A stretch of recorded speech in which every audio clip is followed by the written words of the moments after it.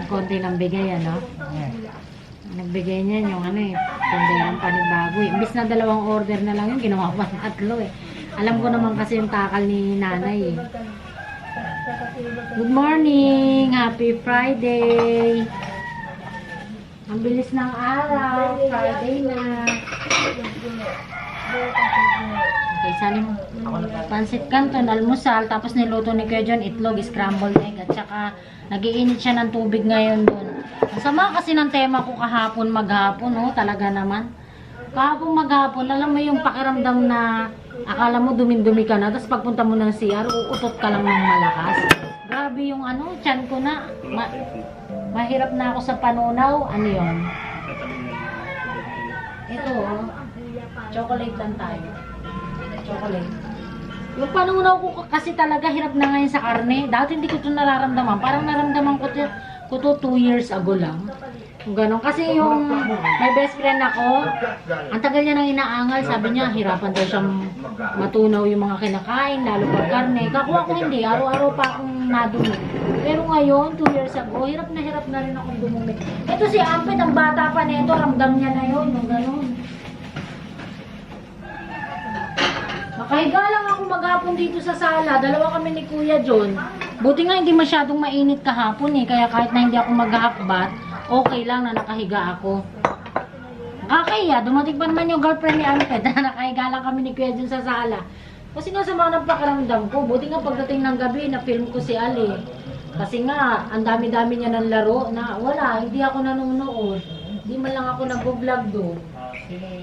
Kay papa niya lang talaga yung na-vlog ko. Kaya, mas nininervous pa ako sa laro ni Ali kaysa sa laro ng aming ama eh.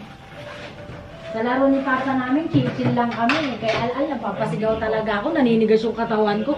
Yung iba, ay, hindi pala ako nakapindot ng camera, hindi ako nakapag-film.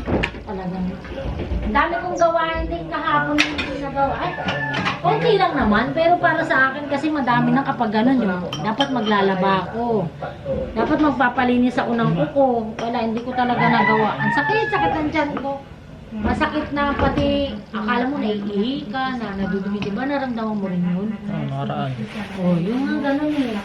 Ayoko naman maggamot, di ako sanay sa gamot-gamot. Basta, kung ano lang yung pwedeng gawin. Na remedyo, hanggat maaari, tubig-tubig. Ano ba ng kape mo doon? Walang kumuha ng kape mo. Ah, parang nakita ko yun dyan. Hindi ko alam eh kung sino kumuha ng kape mo. Hindi ako nagkakape. Hindi kami nagkakape ni Kuya doon. Ito rin, imbes na tinatawag ko na ito kagabi, hindi ko ito natawag kagabi. Wala talagang pag-uwi. Kapunan nga namin noodles at saka hotdog. Hindi ako nag-intinding pagkain. Ay naman sila, okay naman sa kanila. Tinimpla ba ka? Hindi ko alam eh. Hindi ko alam kung sino nagtimpla. Pero alam ko kasi nandyan lang yun eh.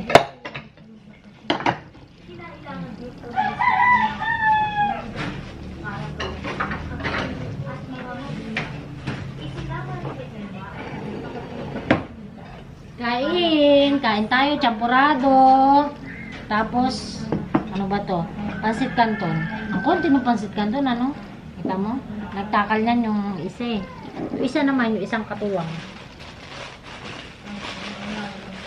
Tapos, scrambled egg. May tasty pa kaming tira kahapon.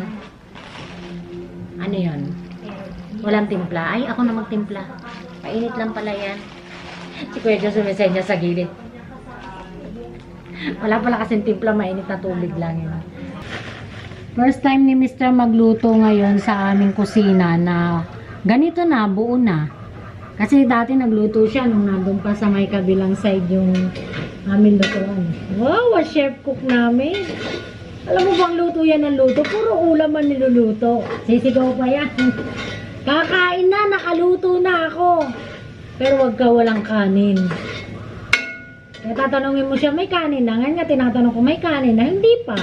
Sabi mo, di ba mamaya na magluto? Sabi ko kasi, mamaya na magluto. Mga 10 o'clock. Kasi, mabilis lang naman makaluto. Ayaw niya, talagang magluluto siya ng maaga. Ang lulutuin niya for today, lomi. Kapon niya pa ito na-request.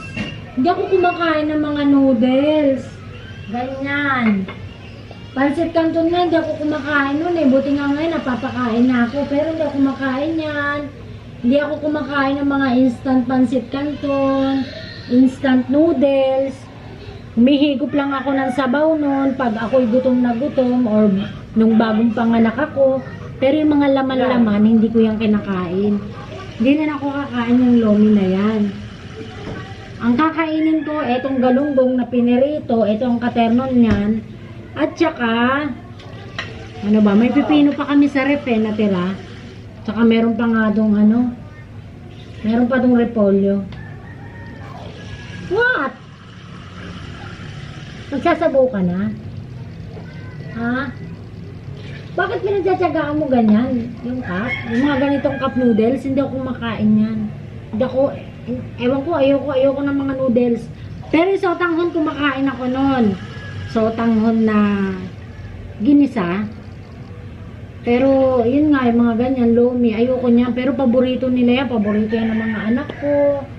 Si Kuya John, ang mga anak ko, nung maliliit pa sila na walang-wala kami, nakasurvive sila sa noodles, Pansit Canton.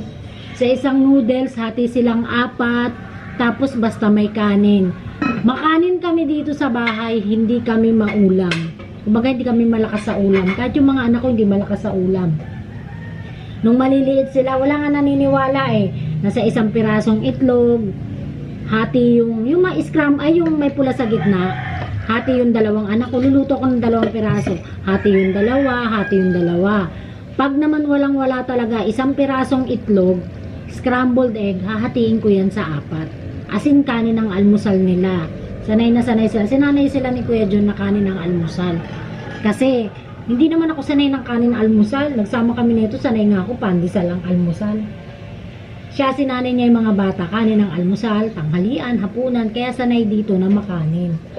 Kaya pag nung time na bumibili naman ng almusal, kaya nga dun sa may almusalan, kinakantsawan yung mga anak ko eh. Kasi, alam nila kapag bumili ng sopas, 2 order na sopas, merong may kahati. Talagang halimbawa kung si Amped ang bibili, sinong kahati mo dyan? Pag si Alza sabi, sinong kahati mo dyan? Sa palabok, may 1 order. Minsan, pag walang-wala, hati sa 4, kakain sila kanin. Minsan naman, hati sa 2. Kaya ngayon lang nila nararanasan yung 1 order, kakainin ng 1. Yung 1 order, kakainin ng 1, ibang order yung 1, ganoon. Pero noon talagang kasing ganoon. Kinukwento rin yun ng anak ko sa mga ka-office niya, walang naniniwala na ganun kami nung time na yun. Kasi nga naman, sa ganitong buhay namin, kala nila, ganito na lang kami, instant na nakilala nila, di ba? Pero yung pinagdaanan namin, hirap ganun. Sana naman ako napunta. Basta yun. Hindi ka pa magsasain. Ikaw na. Sa ikaw, hindi ka pa magsasain. Ikaw na. Ha? Okay, avocado. Maprutas naman ako, tsaka magulay. Pag ako talaga kumain ng karne, halimbawa, kung 2 days nakakain ako karne, ang kain ko nga ng karne, ganun na lang yung strips na lang yung hindi talaga asin maraming karne, konti-konti na lang. Pero yung pangunaw ko talaga hirap na. Ayan, mag-aabukado ulit ako. Kala ko nga, nag-LBM ako kahapon, nasakata ng pet ko, utot lang naman ako. Tas, excuse me po sa kumakain, dumi ako konting-konti lang. Pero alam mo yung may lalabas pa. Gumagano na nga ako sa dingding ng CR kasi talagang asin gusto ko siyang bumulwak, pero wala talaga. Kaya ang sakit lang sa tiyan. Yan, abukado na naman ako. Yung abukado namin, nag-abukado ako sa tanghalian, sa hapunan, basta may mahinog. Okay, prepare ako ng sinaing. Ano to, sa aso? Sa sabaw-sabaw? Saan? Isasabaw. Ay, halo pala ng lomi namin, tokong. Tokong ng baboy. Kung mga familiar kayo doon, tokong ng baboy. Basta tokong yun na nakagano na yun ang binili ko. At saka, stomach. Hindi yan sa stomach. Hindi. Tokong eh. Hindi ba yung Ayun. Pero nililinisan naman yun ng mabuti. Pinapakuluan bago iginigisa. Tapos, chicken ball. Bumili akong chicken ball. Hinalo din niya. Sabi ko nga, ito sana uulamin ko sa usang suka. Tingnan na nga kita. 2, 4, 6. So, tinira niya daw para sa akin. Ulam ko na yan. Yan ang ulam ko. Tapos siguro ihigop ako konting sabaw. Pag mainit, pero pag malamig, hindi na. Pero ewan ko, basta sausaw-suka lang ako, pritong galunggong, solve na ako. Yung mga anak ko, mahilig sila sa may sabaw na ulam. Ako naman, hindi ako masabaw. Kahit prito-prito lang ako, solve na ako yan. Magkaiba talaga kami ni Kuya dyan, no? Pero ang ginawa namin, pinag-combine namin para sa mga bata, yung mga ikagaganda, ikauunlad, yung mga ganon, kinumbine namin yung para sa amin dalawa at the same time, inequal sa mga bata. Tulad niya, mahilig siya sa may sabaw. Yung mga anak ko mahilig sa may sabaw. Pero sa mga ulam-ulam, basta yung gano'n, may mga pag-uugali, combine din yung mga nakalakihan namin, pagpapalaki sa amin, pagpapalaki sa kanya, kinumbine namin yun. Hindi namin inadapt yung iba na alam namin. Feeling ko na hindi naman makabubuti para sa mga bata. Hindi namin, pinalaki ng gano'n. Basta yun, yung mga karanasan namin ng mga kabataan namin, lalo na ako, sa pamilya ko, hindi ko naman sinasabing asin masamang-masama, pero alam mo yun, yung may mga kinalakihan tayo na feeling ko hindi okay, na ganitong nagkapamilya kami yun. Iniba namin yun para sa ikabubuti ng mga bata. Pinag-usapan namin yun. Kahit na hindi nagkakasundo sa ibang bagay, pero yung nag-aaway, pero at the end of the day, yung pag-uusapan pa rin namin yung magandang solusyon. Yun yung nangyayari. Marami kasi naman dito. Lagyan mo itong cornstarch. Oh, ang konti naman!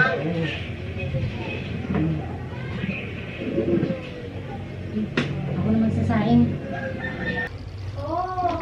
Ako nagluluto dun si Kuya John, nagawa ko dito yung yelo. 2 batsyang yelo gagawin ko. Ay, hindi pala kita yung batya. Ito, saka isa pang batya. Dito ako nagawa ng maramihan para dito kasi mas malapit yung freezer. Pag dun kasi ako sa loob, ang hirap pang bubuhatin. Tsaka maluwag yung pwesto dito. Doon nakatayo ako. Ang hirap ng pwesto ko na yun na nakatayo. Ang sakit sa binti, nakakangalan. Tsaka dito nakakapag-marites ako. Hindi naman sa marites na ako'y nakikipag-chika. Naririnig ko yung mga chikahan nila dyan sa labas. Hindi kasi nila alam na nandirito ako. Kaya minsan may nagtitismisan dyan sa labas.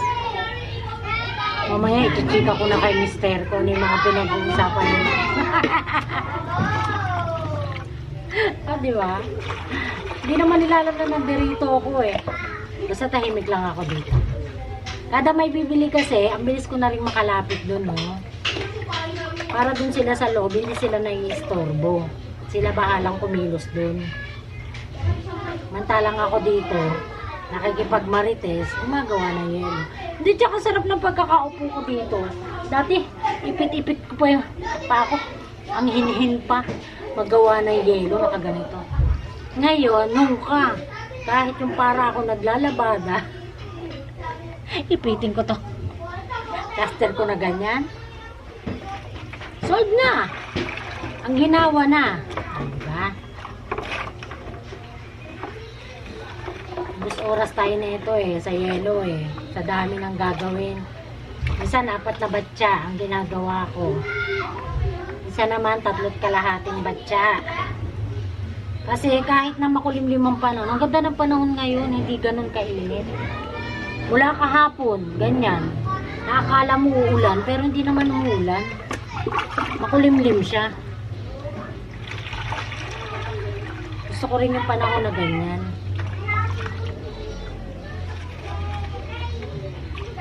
Wala pa nagchichismisan nag-aantay ako. Minsan nandito sila sa gilid. Di nila alam, nandito ako.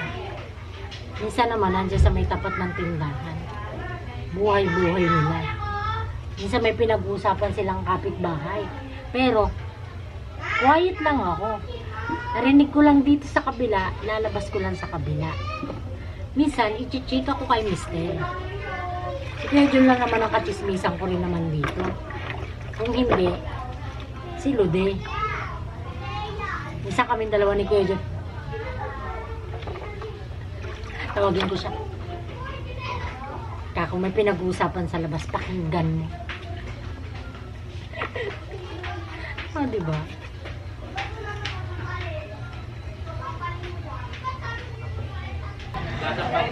Asan na yung lasang panis? Natikman mo rin, da? Natikman mo rin? Hindi ka ba kumakain nun? Kala ko kung ano yung sinasabing lasang panis.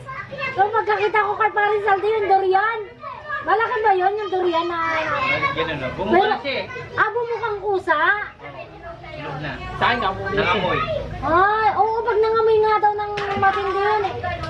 Yung, may maliliit pala yun, da. Pag dumikit ang katawan mo, pinakamaliliit nun, papasok sa'yo sa katawan mo, matutusok ka. Mayroong pinakamaliliit na gano'n. Oh, ang sakit si John yung puro sugat eh.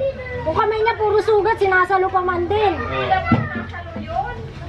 Kahit nga daw pundi saluhin eh, hindi naman pala talaga basta-basta mabibiyak. Ayan niya sa susunod, kasi iba sila may mga ha? Ano? Ay, santol oh, pinapakuha din yung santol pero hindi naman amin yun. Pag kumuha ulit kami sa susunod, kasi yung mga nakaraan, parang 10 piraso lang yata yung nakaraan. Yun na ano. Kaya lang ako, hindi nga ako nangkain yan eh. Dinala na ako niya ni Palit galing Davao. Hindi ako nangkain. Eh ako, di ko gusto. Nakita ko, dala-dala ni Paring Salday, nag-ano nga sila, lasang panis. Ano yung panis?